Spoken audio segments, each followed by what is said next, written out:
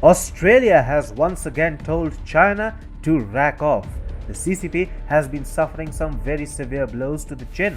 Xi Jinping is simply not being able to protect Chinese interests in Australia, despite trying every trick in the book of 101 ways to screw up other countries the communist way. The CCP's tricks simply do not work below the equator, it seems. Like a defeated rat, China is then forced to bring out its big guns like the Global Times and its editor Hu Xijin to attack Australia.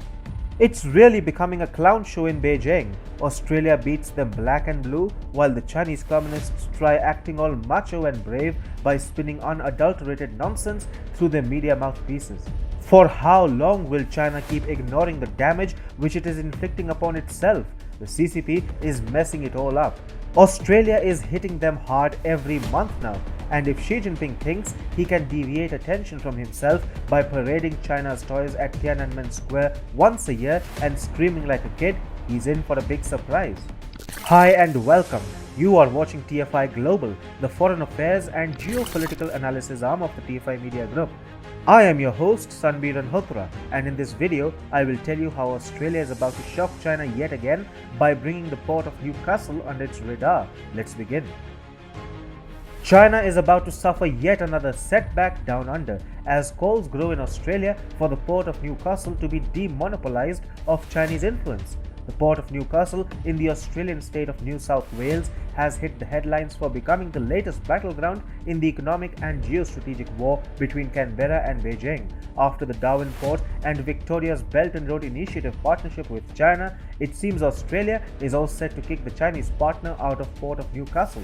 15 Australian politicians, including the Deputy Prime Minister, have called for action from the federal government on the Port of Newcastle, which is partially leased to a Chinese state-owned enterprise, China Merchants, with links to the CCP.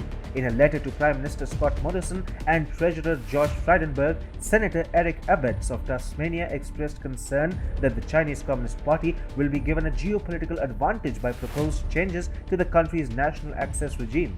The signatories to this letter included a contingent of coalition partners, which is indicative of the fact that the federal government of Australia will indeed act on the calls being made to free the Port of Newcastle of Chinese influence.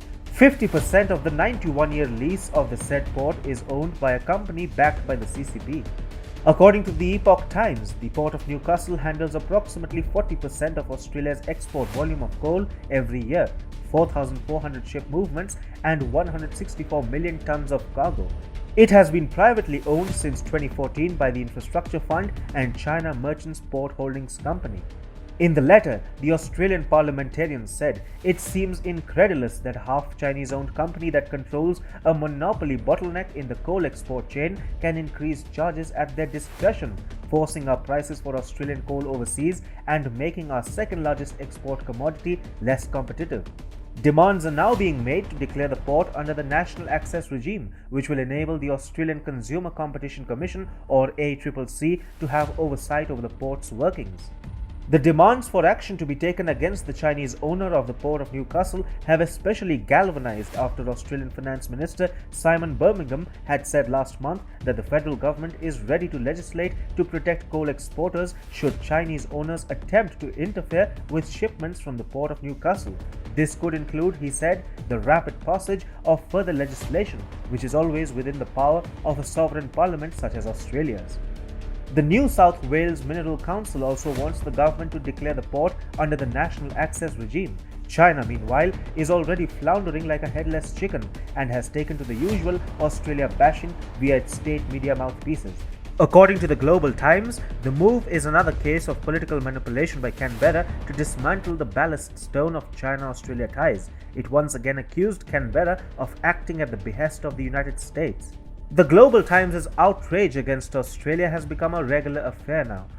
Last week, the Chinese Foreign Ministry pamphlet accused Australia of planting its consultants in Papua New Guinea to manipulate local epidemic prevention policies targeting China, obstructing the authorization of Chinese vaccines' emergency use, and threatening senior officials from welcoming Chinese vaccines.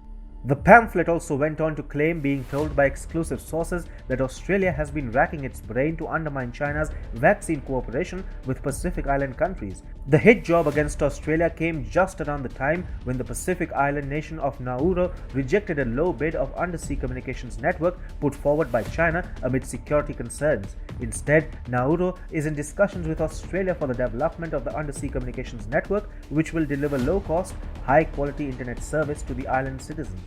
According to the Indian news agency ANI, the new Nauru cable would link Nauru to the Solomon Islands capital of Honiara, a distance of about 776 miles. From the Solomon Islands, the new communications cable would be connected to the Coral Sea Cable System, which is a 2,700-mile network that connects Australia to the Solomons and Papua New Guinea. In April, the Scott Morrison government had terminated Victoria's controversial Belt and Road Agreement with China. A month later, Australia officially initiated a review of the Northern Territory's 99-year lease of the Port of Darwin to the Chinese-owned company Landbridge. Now, the Port of Newcastle is all set to be the next casualty for the Chinese. Chinese interests in Australia are suffering one blow after the other. The Scott Morrison government knows what will hurt the CCP most and is thus kicking its shins on precisely those counts.